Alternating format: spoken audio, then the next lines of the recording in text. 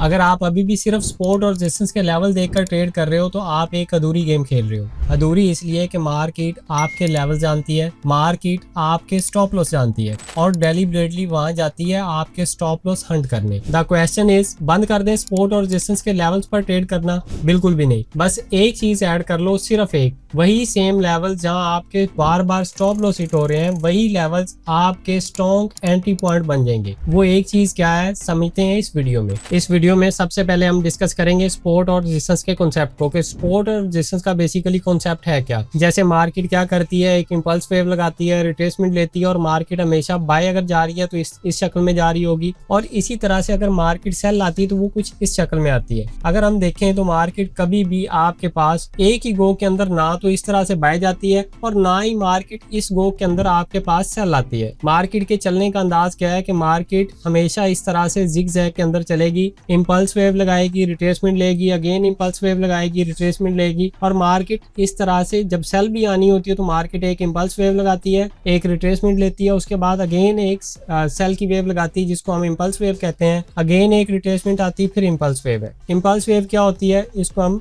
देखते हैं कि जैसे आप देख रहे होंगे कि यहाँ से लेके ये वाली वेव आपके पास बड़ी है, यानी कि प्राइस में बहुत जल्दी और तेज और बड़ी मूव लगा के इसने बाय की तरफ गई है, यानी कि प्राइसेस बहुत तेजी से बढ़ी हैं। अगर हम रिट्रेसमेंट की बात करें तो ये बिल्कुल छोटी है। छोटी कैसे है कि अगर हम इस वेव के साथ इसको कंपेयर करें तो ये छोटी है। इसको हम कह रहे हैं कि ये हमारे पास इंपल्स वेव है, और ये जो मार्केट नीचे आ रही है इसको हम क्या कह रहे हैं कि ये रिट्रेसमेंट कर रही है, मार्केट अपनी प्राइस की करेक्शन कर रही है और उसके बाद अगेन मार्केट एक बड़ी वेव लगाती है, इसको हम इंपल्स वेव कह रहे हैं। अब हम समझते हैं कि सपोर्ट और रेजिस्टेंस का बेसिकली कॉन्सेप्ट क्या है। जैसे अगर आप देखें कि मार्केट ने यहाँ से बढ़ना शुरू किया, यहाँ से बढ़ते बढ़ते मार्केट ने क्या किया, इस लेवल के ऊपर आके क्या हुआ, मार्केट के अंदर एक रेजिस्टेंस फेस करने को मिली। रेजिस्टेंस किस चीज की, कि मार्केट के अंदर अगर सिर्फ यहाँ से बाइंग हो रही होती तो मार्केट तो फिर ऊपर ही चली जाती। मार्केट के अंदर यहाँ पे आके क्या हुआ कि मार्केट के अंदर कुछ लोगों ने, जिन लोगों ने यहाँ से बाय किया, उन लोगों ने यहाँ पे प्रॉफिट टेकिंग की, या मार्केट के अंदर यहाँ पे सेलर, स्ट्रॉन्ग सेलर एंटर हुए जिन्होंने मार्केट को रिट्रेसमेंट के ऊपर भेजा। जैसे ही रिट्रेसमेंट में भेजा, इस लेवल पे अगर आप देखें तो मार्केट ने यहाँ से फिर बढ़ना शुरू कर दिया और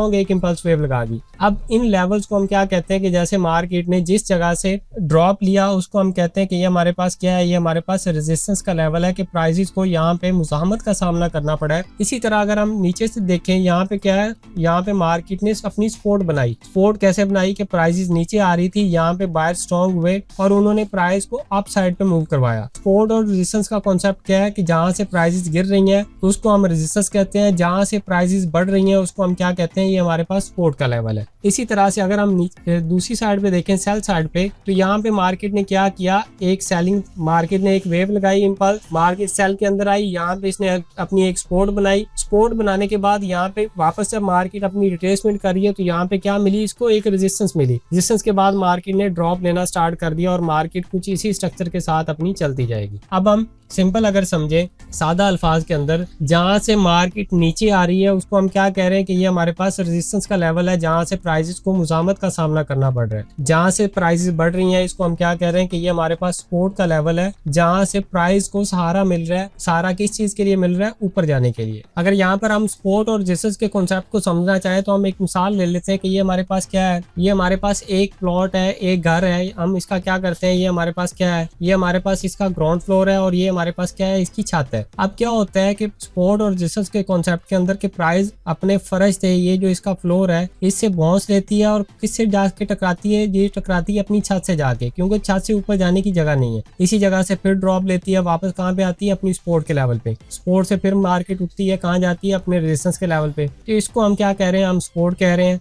इसको हम कह रहे हैं कि ये रेजिस्टेंस है हमारी। अगर इसी के अंदर हम एक कॉन्सेप्ट और ऐड कर दें, जैसे कि हम कहते हैं कि नहीं, ये हमारे पास इसका ग्राउंड फ्लोर है, इसको हम कंसीडर कर लेते हैं ये हमारे पास फर्स्ट फ्लोर है, और ये हमारे पास क्या है, ये हमारे पास सेकंड फ्लोर है। अब अगर आप फर्स्ट फ्लोर से सेकंड फ्लोर पे जाना चाहते हैं तो आपको क्या करना पड़ सकता है, अगर यहाँ पे कोई स्टेयर नहीं है तो आपको मुज़ाहमत का सामना करना पड़ सकता है कि यहाँ पे तो कोई ऊपर जाने की जगह नहीं है। तो आप क्या करेंगे, यहाँ पे जगह बनाएंगे। इसी तरह से प्राइस क्या करती है कि यहाँ पे आके रेजिस्टेंस के लेवल से समटाइम ड्रॉप होती है। ड्रॉप होने के बाद मार्केट फिर ऊपर बढ़ना शुरू करती है और मुमकिन है कि इस दफा जाके अपनी रेजिस्टेंस को तोड़ दे।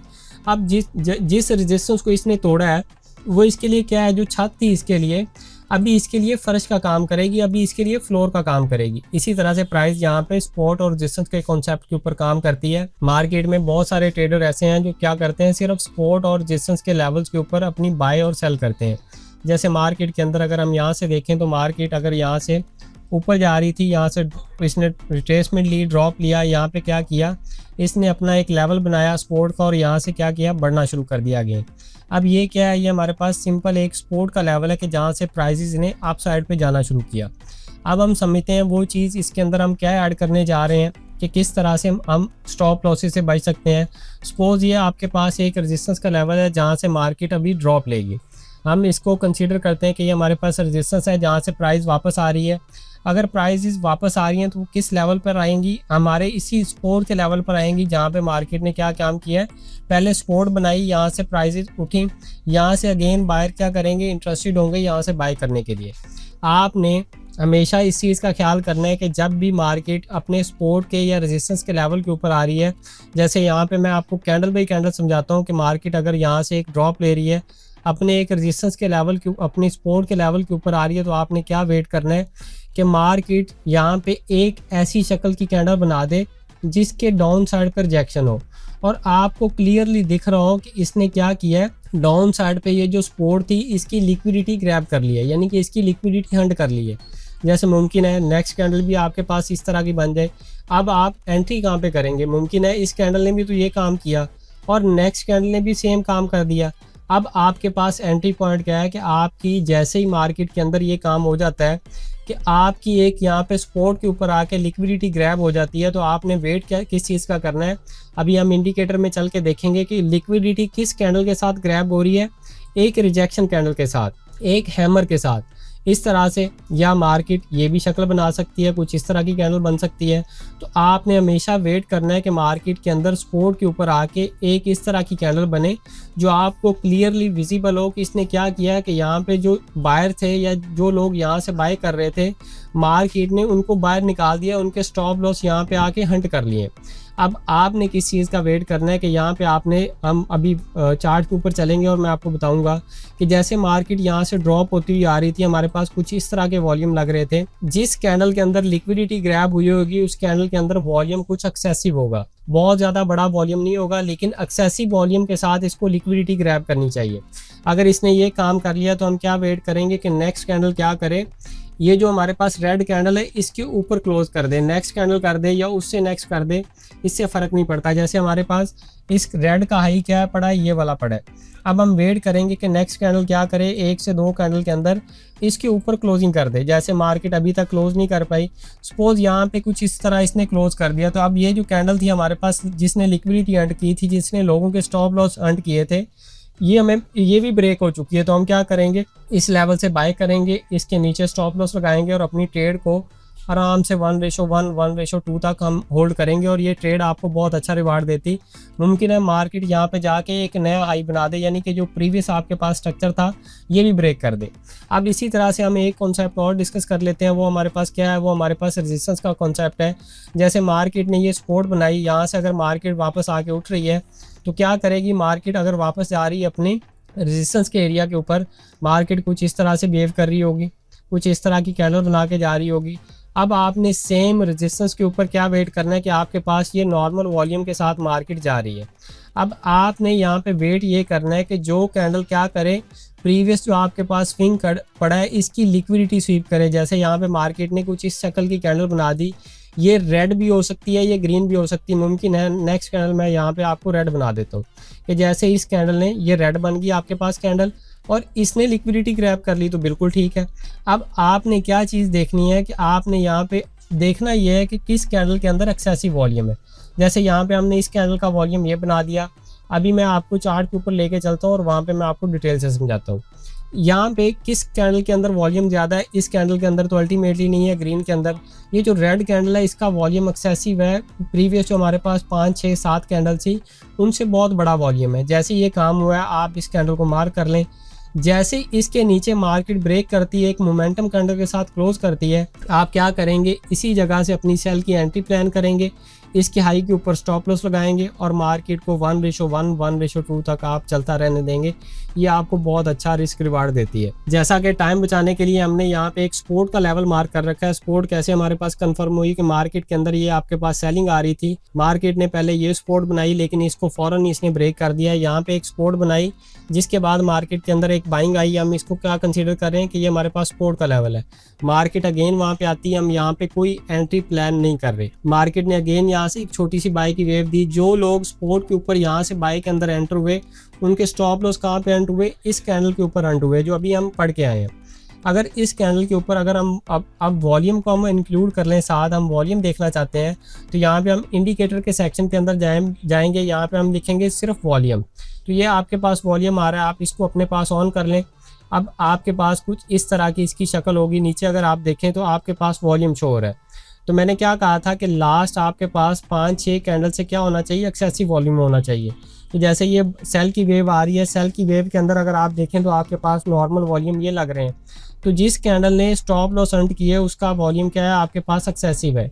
इसके बाद हमने क्या कहा था कि हम वेट करेंगे कि मार्केट क्या करे, इस कैंडल को ब्रेक कर दे। जैसे इस कैंडल का हमारे पास हाई क्या है, हमारे पास हाई ये पड़ा है। नेक्स्ट कैंडल ने इसको क्या किया, मोमेंटम के साथ इसको ब्रेक कर दिया। तो अब हम क्या करेंगे, बिल्कुल इसी जगह से हम एक अपनी बाय की एंट्री प्लान करेंगे। जैसे हमारे पास बाय की एंट्री यहाँ पे प्लान होगी कि मार्केट ने जैसी मोमेंटम कैंडल क्लोज की, यहाँ से हम बाय करेंगे। इसी के नीचे ये जो हमारे पास एक विक लगी है, इसी के नीचे स्टॉप लॉस लगाएंगे और पहला टारगेट क्या करेंगे 1:1 और बाकी ट्रेड को आप ब्रेक इवन के साथ होल्ड कर सकते हैं।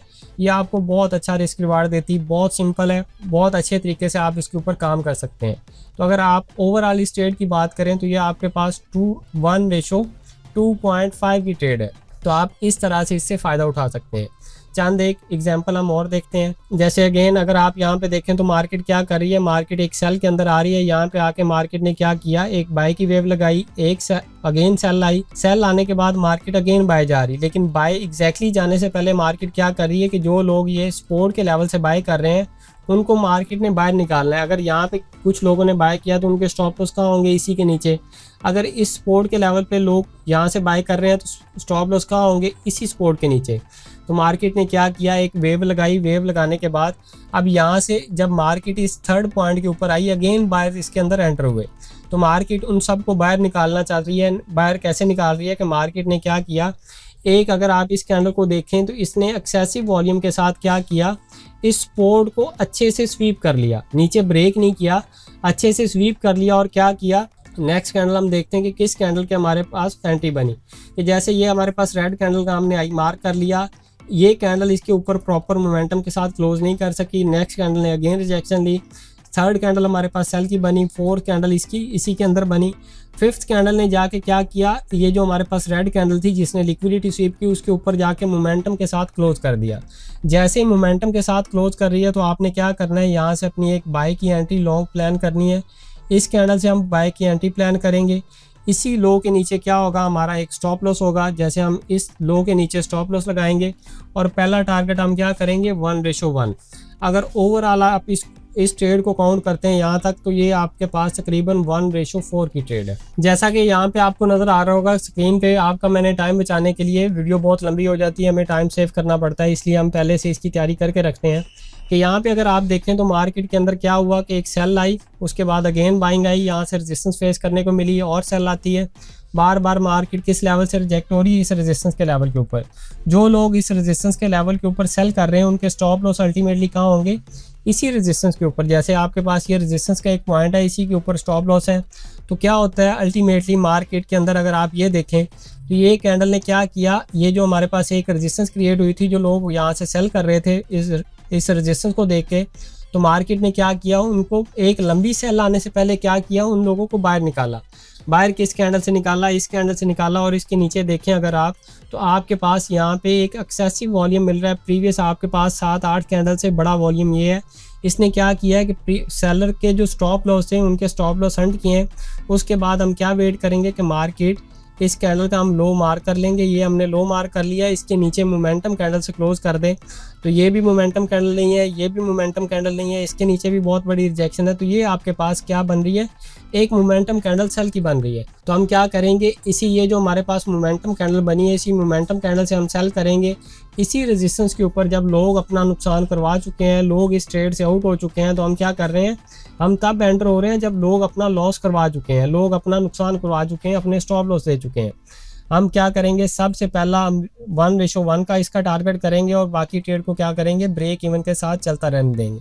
अगर हम बहुत आगे ना जाएं, हम इस ट्रेड को यहीं तक कंसीडर करें, तो ये भी आपके पास तकरीबन 1:4 की ट्रेड है। जैसा कि इस वीडियो के स्टार्ट में हमने डिस्कस किया था कि सपोर्ट और रेजिस्टेंस बहुत बेसिक कॉन्सेप्ट है, हर दूसरा ट्रेडर इसके बारे में जानता है। लेकिन हमने इसके अंदर जो एडिशनल कंफर्मेशन ऐड की, उसने हमारे उन्हीं लेवल्स को इतना स्ट्रॉन्ग बना दिया, इतना पावरफुल बना दिया कि हम तब एंटर होते हैं जब लोग अपना नुकसान करवा चुके होते हैं। अगर स्किल टू ट्रेड की आपको ये वीडियो पसंद आई है तो कमेंट्स में अपनी राय से हमें आगाह करें।